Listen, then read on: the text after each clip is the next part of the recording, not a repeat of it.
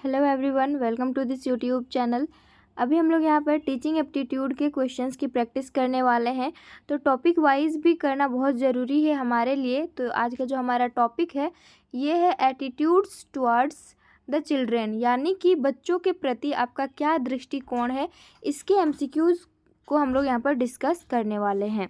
पहला क्वेश्चन है, और बहुत सारे ऐसे क्वेश्चंस यहाँ पर आपको रिपीटेड भी लगेंगे अगर पहले पिछले क्लासेस को अगर आप रिवीजन करके आए हैं या फिर पिछला क्लास को आप लोग किए होंगे। तो बार बार रिपीट करने से क्या होगा कि ये लॉन्ग टाइम के लिए याद होगा और आपके लिए भी अच्छा रहेगा, है ना। पहला क्वेश्चन है कि विकास की प्रक्रिया में बालक के अंतर्गत किस प्रकार परिवर्तन आता है। ग्रोथ एंड डेवलपमेंट से क्वेश्चन रहेगा ही। तो ग्रोथ क्या है और डेवलपमेंट क्या है, पहले इस चीज़ को समझो। तो ग्रोथ जो है ना ये लिमिटेड होती है, एक समय आ करके ये रुक जाती है, यानी कि 18 साल हो जाने 18 19 20 साल तक ये आने के बाद रुक जाती है, जब तक आपकी परिपक्वता आपकी आ जाती है तब तक। और डेवलपमेंट कैसी प्रक्रिया है, तो ये कॉन्टिन्यूअस प्रोसेस है, वॉर्म टू टॉम चलने वाली ये प्रक्रिया है। आप जब माँ के गर्भ में थे तब से आपकी डेवलपमेंट स्टार्ट हो गई थी और आगे भी ये जीवन पर्यंत चलती ही रहेगी। तो ग्रोथ जो है ना डेवलपमेंट का ही एक छोटा सा पार्ट है। और डेवलपमेंट क्या व्यापक है, यानी कि ब्रॉड है, और ग्रोथ उसका छोटा सा ये पार्ट है। तो इसको याद रखेंगे आप लोग। ये जीवन पर्यंत चलती है, कॉन्टिन्यूअस चलती है और ये सीक्वेंस में चलती है। तो इस बात को याद रखेंगे। अब यहाँ पर आंसर करते हैं। डेवलपमेंट की ये बात कर रहा है विकास की, तो विकास कैसी है, मात्रात्मक भी है और गुणात्मक भी है। क्वांटिटेटिव के साथ साथ ये क्वालिटेटिव भी है। ऑप्शन बी यहाँ पर राइट हो जाएगा। नेक्स्ट है स्वमोह अथवा आत्ममोह लक्षण है, यानी कि सेल्फ लव और सेल्फ इन्फेचुएशन जो है किसका सिम्टम है। शैशवावस्था इन्फेंसी का, चाइल्डहुड का, एडोलसेंस का, या फिर यहाँ पर अडल्टहुड का। तो ये किस में आती है। वैसे अगर हम देखें ना तो इन्फेंसी वाला जो बच्चा होता है शैशवावस्था में, उसमें भी सेल्फ लव वाली वहाँ पर भावना होती है। तो यहाँ पर स्वमोह और आत्ममोह बोल रहा है, ये किशोरावस्था यहाँ पर आंसर होगा। इसमें भी ये प्रवृत्ति देखी जाती है, ये सोचता है कि सब हमसे प्यार करे और हम जो चीज़ बोल रहे हैं या फिर हम जिस चीज़ को चाहते हैं, पसंद करते हैं, वो सभी पसंद करें। इस टाइप की यहाँ पर भावना क्या होती है, विकसित होती है। तो इसका ऑप्शन यहाँ पर सी राइट आंसर होगा। नेक्स्ट है, निम्नलिखित में से किस काल को गिरोह अवस्था कहा जाता है। गिरोह अवस्था मतलब क्या है, यानी कि गैंग एज किसे कहा जाता है, गैंग स्टेज। वयस्क अवस्था वयस्क को प्रौढ़ावस्था भी कहा जाता है। ये अडल्टहुड या फिर एडोलसेंस या यहाँ पर इन्फेंसी, फिर यहाँ पर चाइल्डहुड है। तो कौन से स्टेज को हम लोग गैंग एज कहेंगे, तो ये बाल्यावस्था को गैंग एज कहा जाता है। और यहाँ पर थोड़ा सा ध्यान दीजिएगा, ये जो चाइल्डहुड है ना इसको दो भाग में बांटा है। वैसे चाइल्डहुड को देखें तो हम लोग 5 से 12 साल के बच्चों को क्या बोलते हैं, चाइल्डहुड स्टेज में है बोलते हैं। लेकिन कहीं कहीं इसका अर्ली, मिडिल और लेटर चाइल्डहुड में भी बांटा गया है। अर्ली चाइल्डहुड अगर हम देखें ऐसे तो ये स्टार्ट होता है 2 से 6 वर्ष तक, और लेटर चाइल्ड 2 से 5 होगा, और लेटर चाइल्डहुड जो है ये 6 से 12 तक को माना गया है। तो इस तरह से चाइल्डहुड को दो भाग में भी बांटता है, और इसके बीच में कोई भी नंबर्स दिया हुआ रहेगा तो वो मिडिल चाइल्डहुड में आ जाएगा। तो गैंग एज हम लोग बाल्यावस्था को कहेंगे। ऑप्शन यहाँ पर डी राइट आंसर हो जाएगा। अब इस एज को किस किस नाम से जानेंगे, जो इसका अर्ली चाइल्डहुड है ना उसको टॉय एज के नाम से हम जानेंगे। और ये बाल्यावस्था में ही बच्चे का जो भाषा विकास होता है वो बहुत तेज़ी से होता है, और उनका सोशलाइजेशन प्रोसेस भी यहाँ पर रैपिड होता है। तेज़ी से सोशलाइजेशन भी अर्ली चाइल्डहुड में होता है।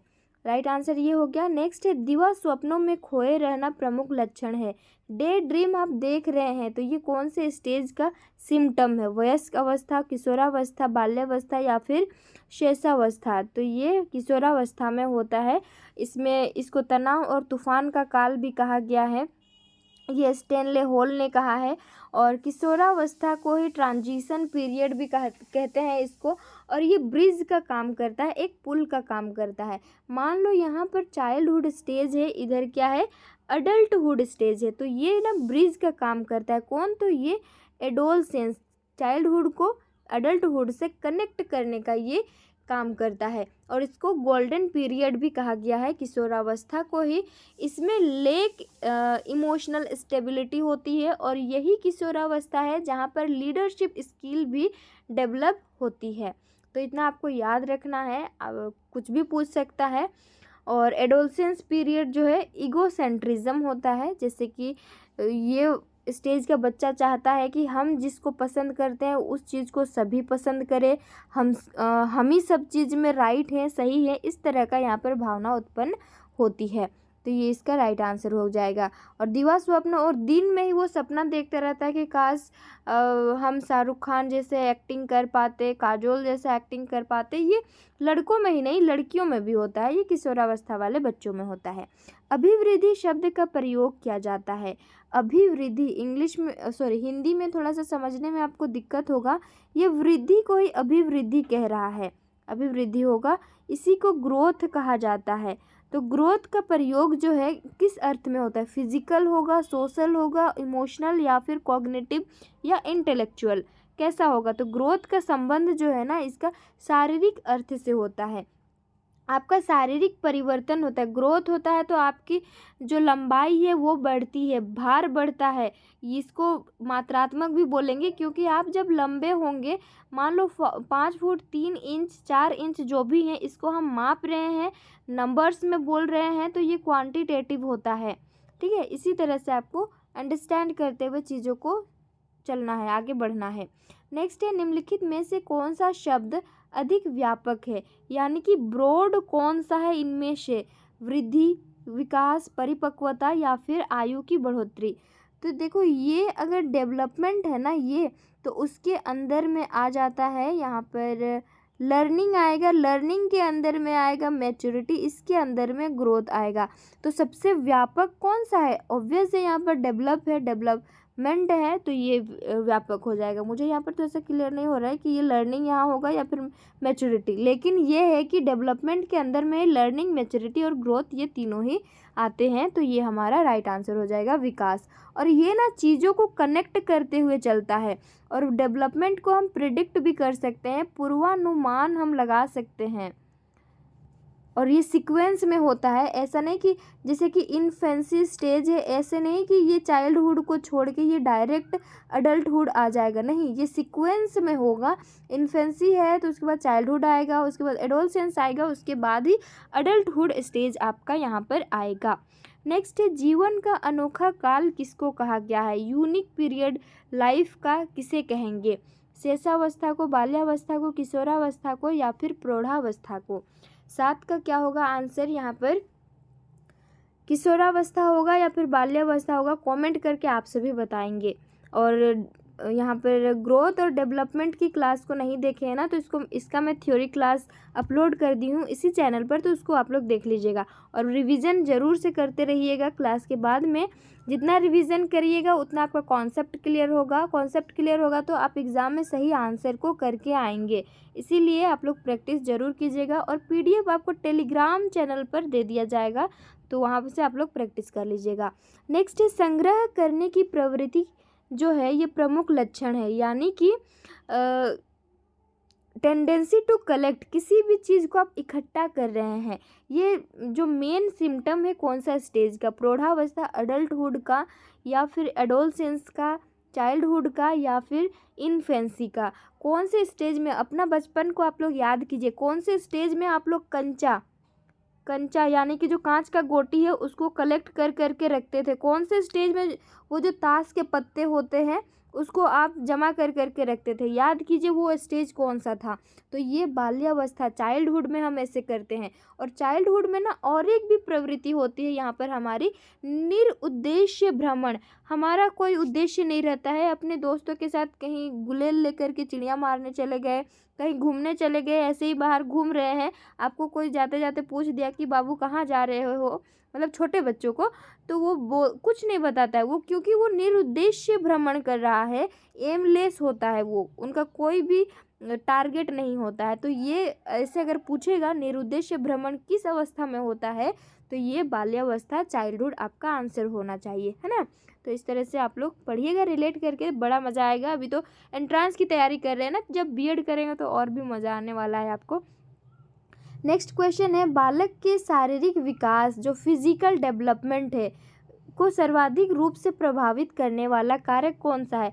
कौन सा फैक्टर है जो यहाँ पर फिजिकल डेवलपमेंट को सबसे ज़्यादा अफेक्ट करता है? पौष्टिक आहार, खेल कूद, सुरक्षा की भावना और आनुवांशिकता। वैसे अगर हम देखें तो आनुवांशिकता के साथ साथ ना ये वातावरण भी बहुत ही वह होगा यहाँ पर, ठीक है। वातावरण भी बहुत प्रभावित करता है, फिजिकल डेवलपमेंट हो, मेंटल हो या फिर अदर सोशल हो, ये सभी जो हैं जो डेवलपमेंट है, सोशल हो गया, फिजिकल हो गया, अदर जितने भी विकास हैं, डेवलपमेंट है, वातावरण और यहाँ पर क्या आनुवांशिकता जो हेरिडिटी है, दोनों ही प्रभावित करता है। तो ऑप्शन देखते हुए आपको आंसर करना है। और एक बात, अगर हेरिडिटी और यहाँ पर एनवायरनमेंट की बात करें तो ये दोनों में से सबसे ज़्यादा प्रभावित जो डेवलपमेंट में वो कौन करता है? तो वातावरण करता है, एनवायरनमेंट करता है। एक वाटसन करके एजुकेशनिस्ट तो नहीं बोलेंगे, एक व्यक्ति हैं, वो कहते हैं कि मुझे 1 डजन बच्चा दे दो, मैं उसे जैसा चाहता हूँ वैसे बनाकर आपको दूंगा। तो ये हेरिडिटी के थ्रू तो नहीं होगा, ये एनवायरनमेंट में होगा। बच्चा को जिस तरह का एनवायरनमेंट मिलेगा, बच्चे का डेवलपमेंट उस तरह का होगा। तो वाटसन कहते हैं, ये स्टेटमेंट पूछता भी है, तो ये कहते हैं कि मुझे 1 डजन बच्चा दे दो, मैं जैसा चाहता हूँ वैसा बना करके तुमको दूंगा। आईएएस ऑफिसर बनाना चाहूँगा तो मैं उसे आईएएस ऑफिसर बना सकता हूँ, डॉक्टर बना सकता हूँ, इंजीनियर बना सकता हूँ, अगर मैं चाहूँगा उसे तो चोर भी बना करके दे सकता हूँ। तो ये किसके द्वारा ये पॉसिबल होगा? ये एनवायरनमेंट, बच्चा को उस तरह का एनवायरनमेंट दिया जाएगा तो उसका विकास भी वैसा ही होगा। अगर पूछेगा इन दोनों में सबसे ज़्यादा रोल प्ले कौन करता है, तो एनवायरनमेंट करता है, वातावरण करता है। नेक्स्ट है, मानव चिंतन में तर्क का आरंभ निम्नलिखित में से किस आयु अवस्था में होता है? जो ह्यूमन थिंकिंग है ना, उसमें लॉजिक हम कब लगा सकते हैं? कौन से स्टेज में लॉजिकल थिंकिंग हम लोग तर्क वितर्क कर सकते हैं? बाल्यावस्था में, किशोरावस्था में, प्रौढ़ावस्था में या फिर जरा अवस्था में? राइट आंसर यहाँ पर बाल्यावस्था में हम लोग ये इस तरह का करते हैं। जैसे मैं आपको बताई थी इससे पहले कि इसको हम लोग अर्ली और लेटर में डिवाइड करते हैं, तो इन दोनों में से अगर देखें तो कौन सी अवस्था में तर्क वितर्क बच्चा कर सकता है, उसका स्टार्ट होता है? तो ये करता है लेटर में, उत्तर बाल्यावस्था में करता है। आगे बढ़ते हैं, कार्यकरण के अमूर्त संप्रत्यय का विकास किस अवस्था में होता है? या यहाँ पर बोल रहा है कि at what stage does the abstract concept of functioning, काम करते समय, फंक्शन करते समय कौन से स्टेज में हम लोग एब्स्ट्रैक्ट कॉन्सेप्ट को बिल्ड करते हैं, ये कौन सा स्टेज में होता है? शेषावस्था में, बाल्यावस्था में, किशोरावस्था में या फिर प्रौढ़ावस्था में? तो ये जो है ना किशोरावस्था में होने लगता है, हम एब्स्ट्रैक्ट चीज़ों को भी आसानी से समझने लगते हैं। Option C right answer. Next है, सिगमंड फ्राइड के अनुसार, मतानुसार पुत्री का, किसका बोला है? डॉटर का किसके प्रति, फादर के प्रति, पिता के प्रति झुकाव निम्न में से किस ग्रंथि के कारण होता है? तो ये इलेक्ट्रा ग्रंथि, याद रखना ये रिपीट हो रहा है इस सेशन में, तो रिवीजन हो जाएगा आपका। तो इलेक्ट्रा ग्रंथि के कारण डॉटर का अपने पिता के प्रति क्या होता है? झुकाव होता है। Option B right answer. अगला प्रश्न है यहाँ पर हमारा, फ्राइड के अनुसार निम्न में से किस ग्रंथि के कारण, यहाँ पर किसका बोल रहा है? सन का, जो बेटा है उसका झुकाव किसकी ओर? मदर की ओर होता है। तो ये एडिपस ग्रंथि के कारण। यहाँ पर फ्राइड वही, सिगमंड फ्राइड वही है, उन्होंने पुत्री का झुकाव पिता की ओर कहा है और पुत्र का झुकाव माता की ओर कहा है। नेक्स्ट क्वेश्चन है, बाल्यावस्था में बालक का झुकाव निम्न में से सर्वाधिक किसके प्रति होता है।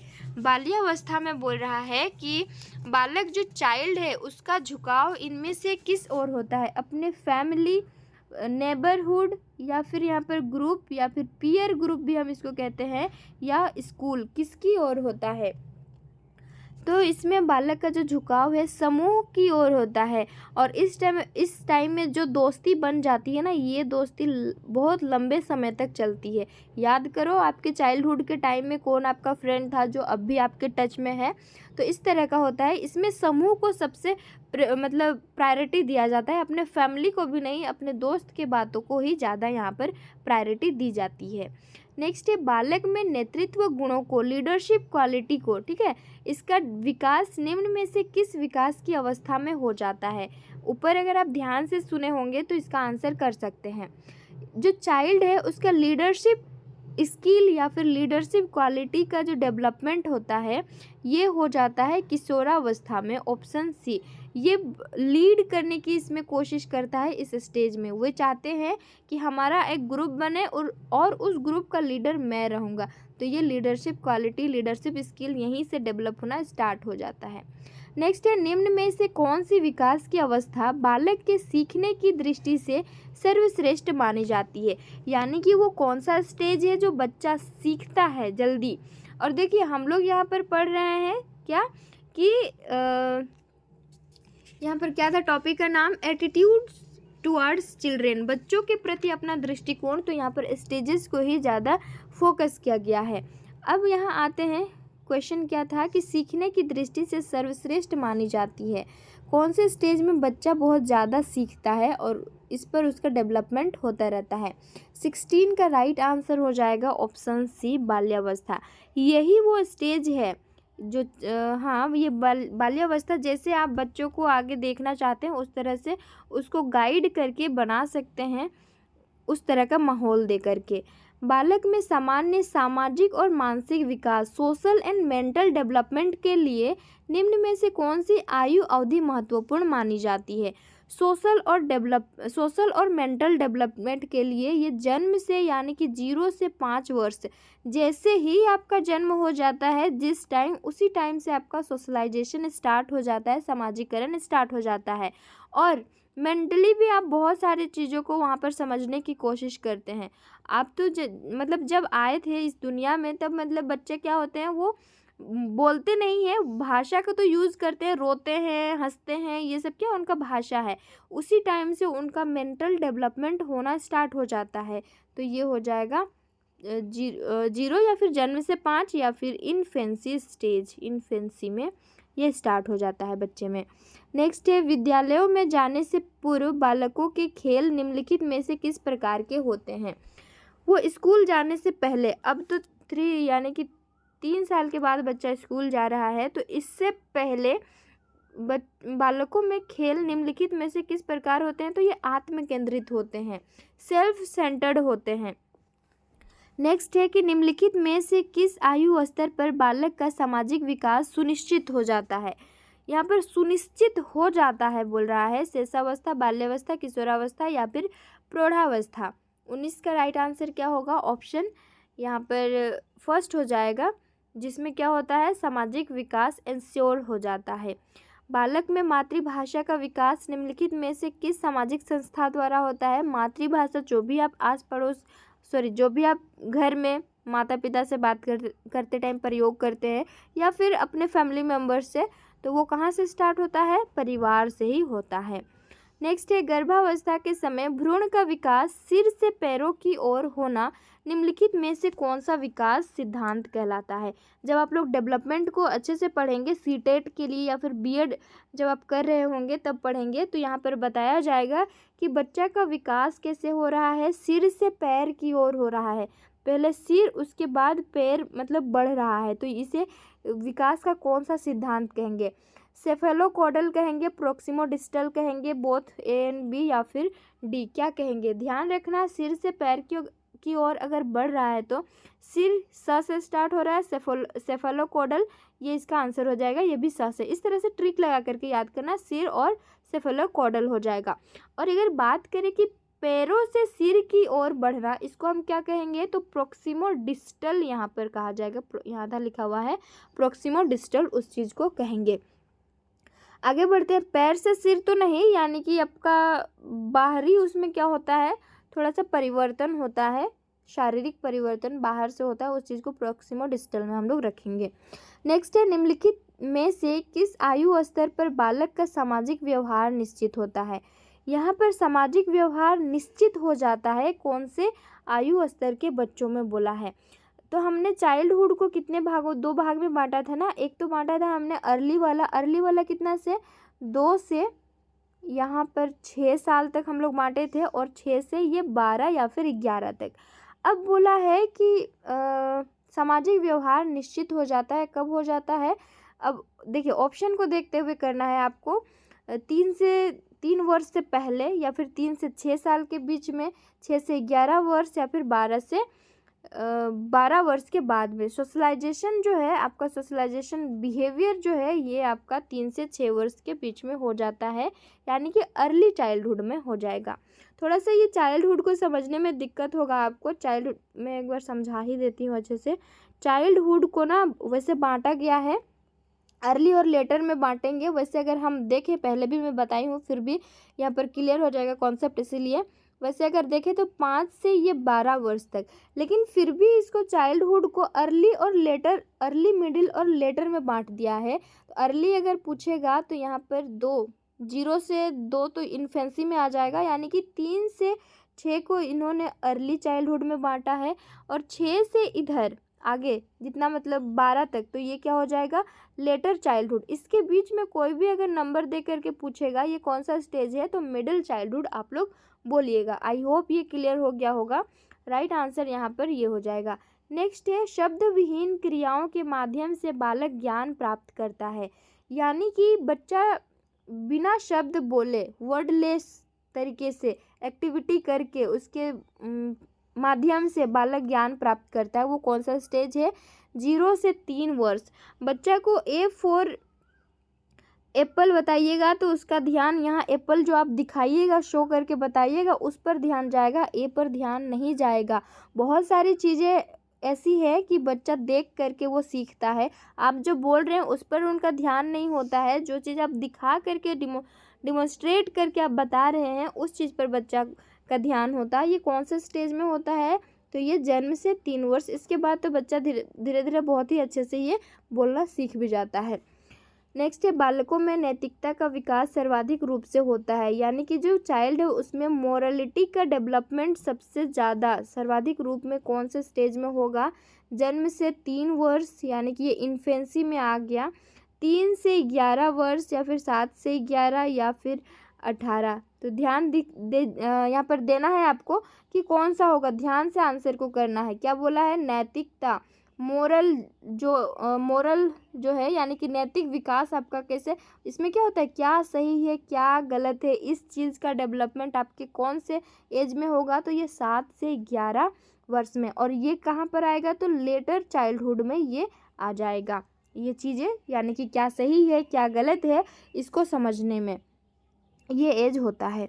नेक्स्ट है, आभासीय प्रौढ़ता काल कहा गया है। यानी कि वर्चुअल मैच्योरिटी स्टेज किसको कहा गया है? शेषावस्था को, पूर्व बाल्यावस्था को, उत्तर बाल्यावस्था, या फिर किशोरावस्था। वर्चुअल मैच्योरिटी हम किसको कहेंगे? वर्चुअल, या फिर इसको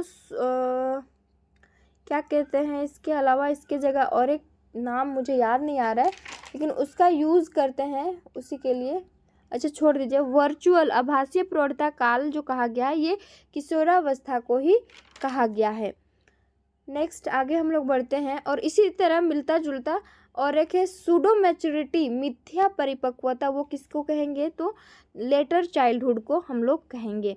ध्यान रखना है, आभासीय प्रौढ़ता, किशोरावस्था।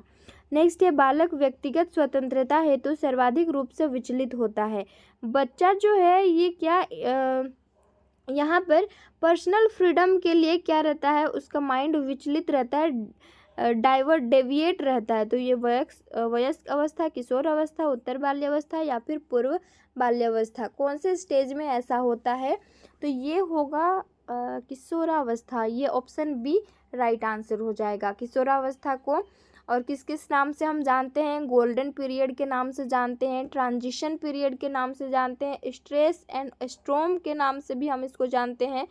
ये आप लोग कमेंट कीजिएगा कि स्ट्रेस एंड स्ट्रोम की जो पीरियड है ये किसने कहा है। नेक्स्ट है, सामान्य रूप से प्रतिभाशाली बालकों की बुद्धि लब्धि आईक्यू होती है। आईक्यू कितनी होती है इसकी?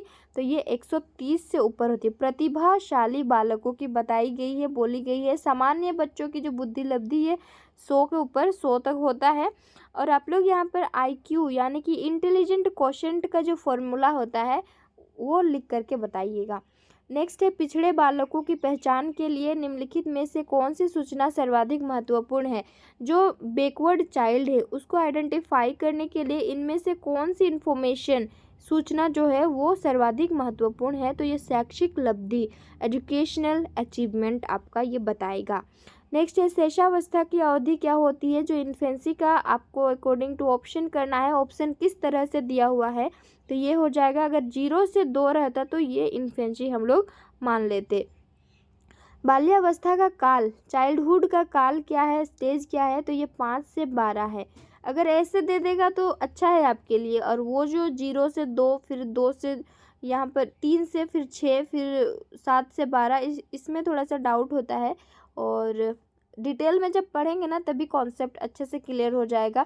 बार बार चीज़ों को रिवीजन करेंगे तो उससे कॉन्सेप्ट क्लियर होगा।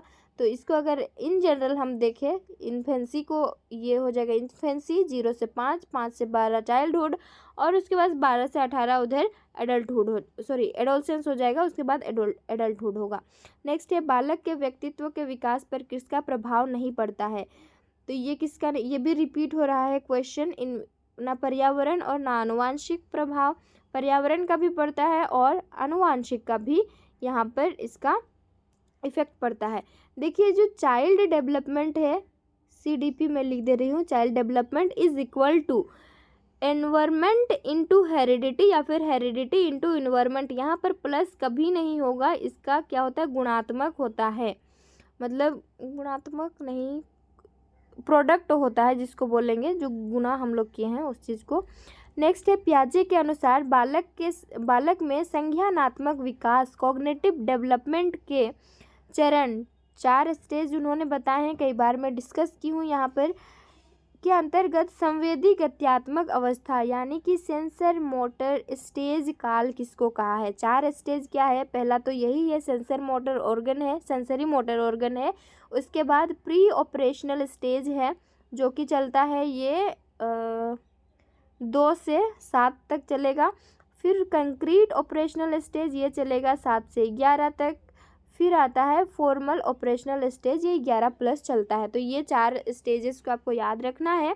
बोला गया है सेंसरी मोटर स्टेज का जो टाइम पीरियड है वो क्या है? तो 0 से 2 है।